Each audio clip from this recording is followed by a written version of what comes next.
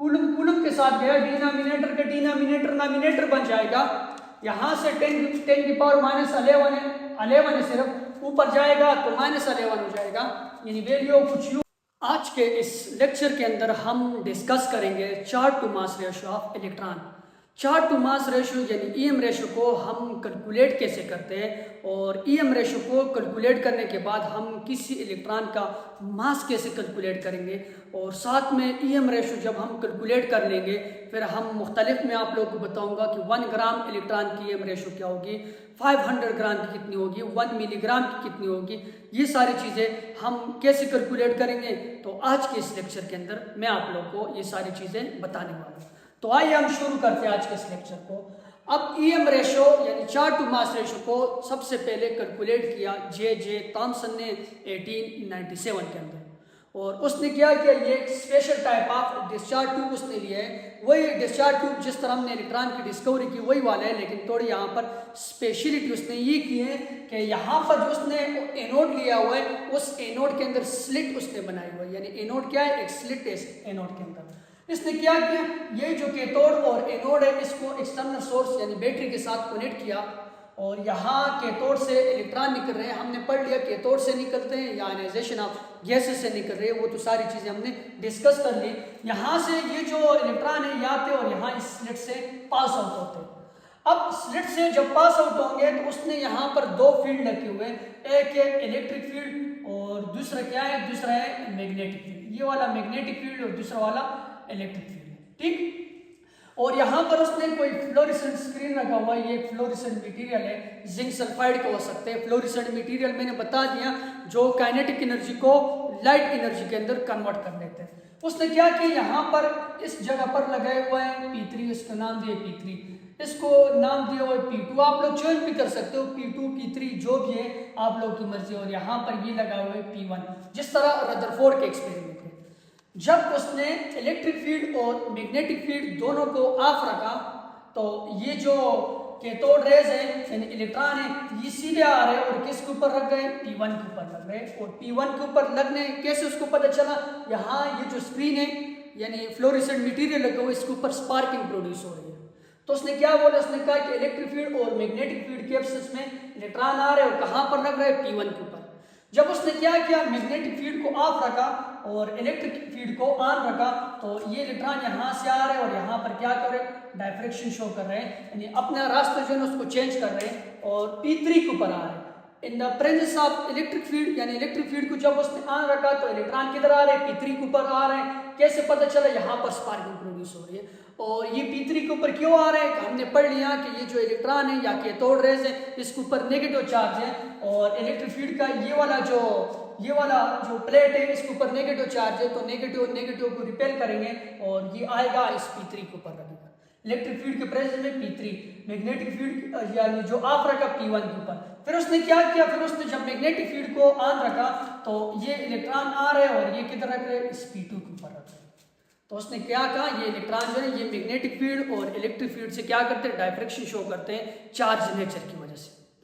अब जब उसने इलेक्ट्रिक फील्ड और मैग्नेटिक फील्ड दोनों को ऑन रखा और दोनों की मैग्नीट्यूड बराबर कर ली, यानी जितने इलेक्ट्रिक फील्ड मिल रहे हैं उतने मैग्नेटिक फील्ड मिल रहे हैं, फिर भी इलेक्ट्रॉन किधर आ रहे हैं, फिर भी इलेक्ट्रॉन आ रहे हैं और इस P1 के ऊपर रख रहे हैं। ये जे थॉमसन अपना एक्सपेरिमेंट कर रहे हैं, कैथोड से निकल रहे हैं और ये वाला काम कर रहे हैं, ठीक।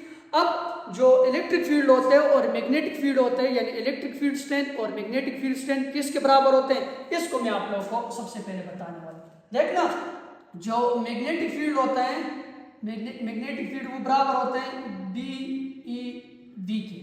यहाँ पर जो B है ये स्ट्रेंथ ऑफ मैग्नेटिक फील्ड है, E जो है ना ये चार्ज ऑफ इलेक्ट्रॉन है और V जो है ना ये वेलोसिटी ऑफ इलेक्ट्रॉन है। जब आप लोगों ने मैग्नेटिक फील्ड अप्लाई किया तो मैग्नेटिक फील्ड के अंदर ये चीजें होती है, ये मैग्नेटिक फील्ड स्ट्रेंथ आप लोगों ने कितनी अप्लाई किया है, इलेक्ट्रॉन का चार्ज क्या है और इलेक्ट्रॉन की वेलोसिटी कौन सी वेलोसिटी के साथ आ रहा है, ठीक। अब यहाँ पर ये जो मैग्नेटिक फील्ड है ये किसी भी इलेक्ट्रॉन को सर्कुलर पाथ के अंदर मूव करवा रहे हैं, यानी ये एक सर्कुलर मोशन करवाते हैं मैग्नेटिक फील्ड किसी भी इलेक्ट्रॉन को। और यही जो सर्कुलर मोशन होता है इसको बैलेंस किया जाता है with the help of what, with the help of centripetal force. जब ये सेंट्रीपिटल फोर्स इसको इक्वल हो जाएगा तो ये एक सर्कुलर पाथ के अंदर मूव करेगा इलेक्ट्रॉन जब आप लोग मैग्नेटिक फील्ड को प्रोवाइड करते हो। तो यहाँ पर जो मैग्नेटिक फील्ड है ये बराबर हो जाएगा किसके, सेंट्रीपिटल फोर्स के। और मैग्नेटिक फील्ड की वैल्यू का तो आप लोग को पता है वो बराबर है बी ई वी के, और सेंट्रीपिटल फोर्स किसके बराबर होते हैं, वो बराबर होते हैं M B square divide by R. अब ये जो इक्वेशन है इसको मैं किसके लिए रीअरेंज करता हूँ, मैग्नेटिक फील्ड को फाइंड करने के लिए। मैं मैग्नेटिक फील्ड को फाइंड करने के लिए कि कितना मैग्नेटिक फील्ड है उसको फाइंड करने के लिए मैंने ये इक्वेशन लिख ली। और मैग्नेटिक फील्ड यानी ये जब आप लोग कैलकुलेट करोगे तो इसको आप लोग क्या कर लोगे, सिंपल रीअरेंज कर लोगे।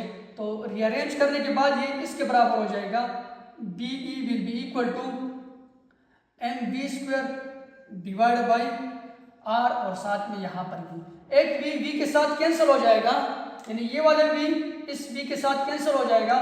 तो आप लोग के पास ये जो इक्वेशन बन जाएगी ये बन जाएगी d is equal to M V divide by are.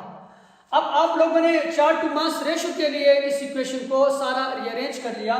तो चार्ज टू मास रेशो को रीअरेंज करने के लिए आप लोग मास को इधर ले आओ और b को उधर ले आओ। तो मास को इधर लाके और b को उधर लेके जाके, आप लोग को पता है मैथमेटिक्स का रूल है, जो चीज़ एक साइड पे मल्टीप्लाई हो रही है दूसरी साइड पर जाकर डिवाइड हो जाएगी, और जो डिवाइड होती है वो दूसरी साइड पर मल्टीप्लाई, और जो माइनस होती है वो प्लस, और प्लस वाला माइनस। तो सिंपल ये मल्टीप्लाई हो रहा है तो यहाँ पर आके क्या हो जाएगा, डिवाइड हो जाएगा। और ये इक्वेशन कैसे बन जाएगा, ये v डिवाइड बाई b और साथ में r। अब आप लोगों ने क्या किया, मैग्नेटिक फील्ड और इलेक्ट्रिक फील्ड दोनों अप्लाई किया। तो मैग्नेटिक फील्ड और इलेक्ट्रिक फील्ड की दोनों की होती है वो इक्वल हो जाती है। हम ऐसे कह सकते हैं कि electric field will be equal to magnetic field. अब इलेक्ट्रिक फील्ड बराबर होता है इलेक्ट्रिक फील्ड ई के, स्ट्रेंथ ऑफ इलेक्ट्रिक फील्ड, और मैग्नेटिक फील्ड बराबर होता है बी ई वी के। अब यहाँ से जो ई है ये कैंसिल आउट हो जाएगा। हमने v की वैल्यू कैलकुलेट करनी है। यहाँ पर तो हमें स्ट्रेंथ ऑफ मैग्नेटिक फील्ड का पता है, हमने कितना प्रोवाइड किया है, रेडियस ऑफ इलेक्ट्रॉन भी पता है, लेकिन वेलोसिटी ऑफ इलेक्ट्रॉन का नहीं पता। वेलोसिटी को कैलकुलेट करने के लिए हम ऐसा कर रहे हैं। तो इस इक्वेशन को सिंपल रीअरेंज कर लो वेलोसिटी के लिए। तो v will be equal to b, और या v will be equal to e, और यहाँ पर क्या हो जाएगा, और यहाँ पर b हो जाएगा। अब यही जो वेलोसिटी ऑफ इलेक्ट्रॉन है इसकी वैल्यू हम इस इक्वेशन के अंदर पुट कर लेंगे। तो इस इक्वेशन के अंदर जब हम इन वैल्यू को पुट करते हैं तो E by M will be equal to, यहाँ इस v की जगह ये वाली वैल्यू पुट करनी है। तो E डिवाइड बाई एक b है और ये b ये है, तो b के साथ मल्टीप्लाई होकर b स्क्वायर हो जाएगा, b स्क्वायर इंटू r।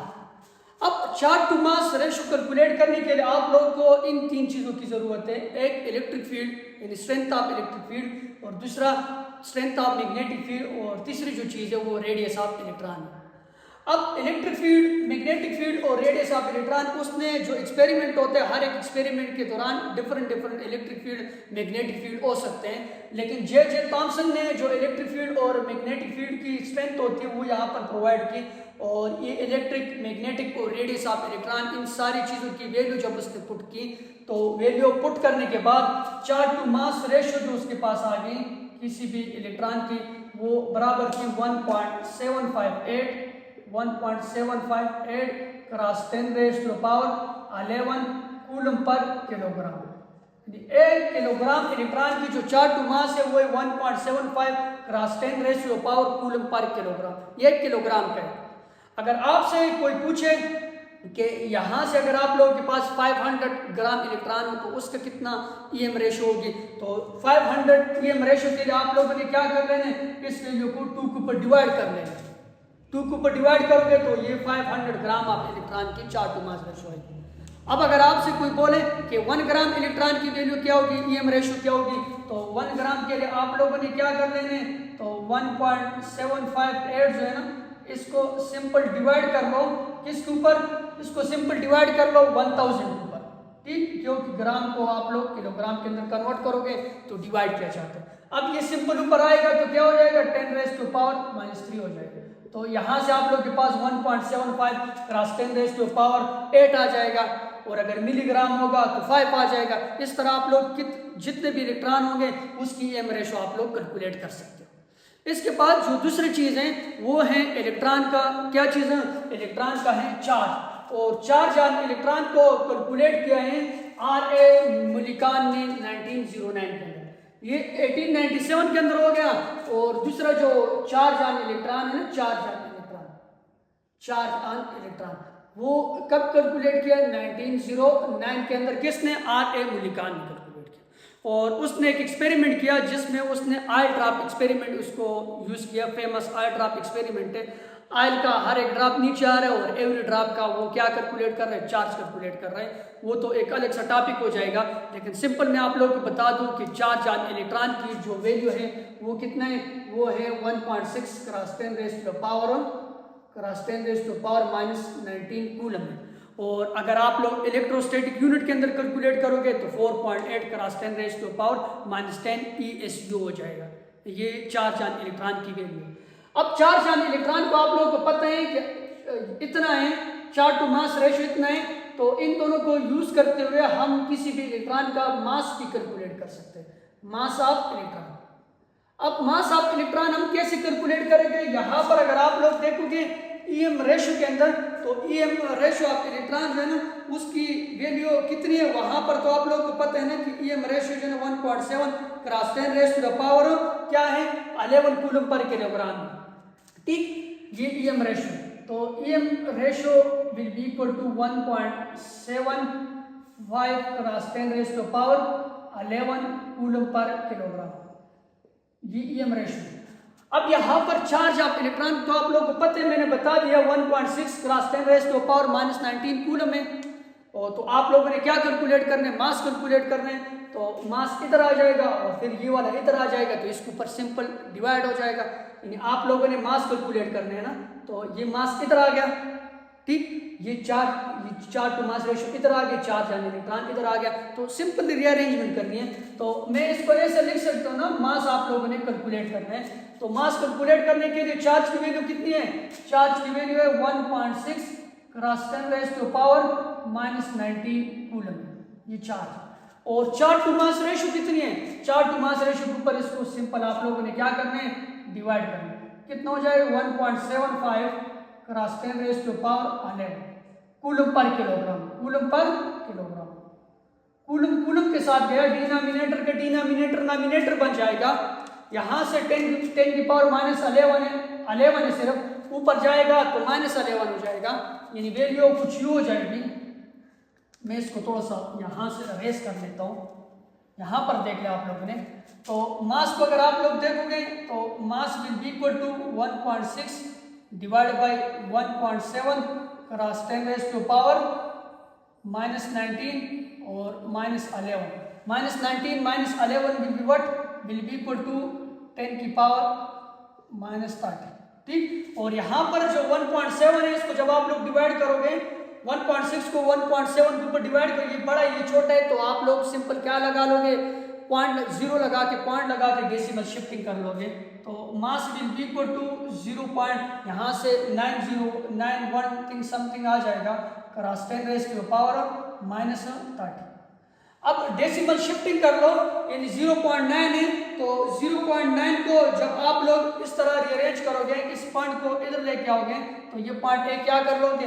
एक कम कर लोगे। कम का मतलब है यहाँ पर -31 की तरफ चले जाओगे। तो mass will be equal to 9.10 something × 10 raised to the power -31। यहाँ पर किलोग्राम है, तो ये 1 किलोग्राम ऑफ इलेक्ट्रॉन का मास इतना हो जाएगा। Mass of 1 electron will be equal to 9.1 × 10 raised to the power -31 kilogram. ये किलोग्राम का है। अगर आप लोगों से पूछे कि ग्राम के अंदर इसको कैसे कन्वर्ट करोगे, तो ग्राम के अंदर जब कन्वर्ट करोगे तो इसको क्या कर लोगे? 10 की पावर 3 के साथ मल्टीप्लाई कर लोगे।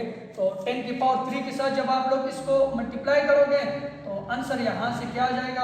आंसर 9.1 तो अपनी जगह पर आ जाएगा। 9.1 × 10 raised to the power -28 ग्राम। ये ग्राम का है।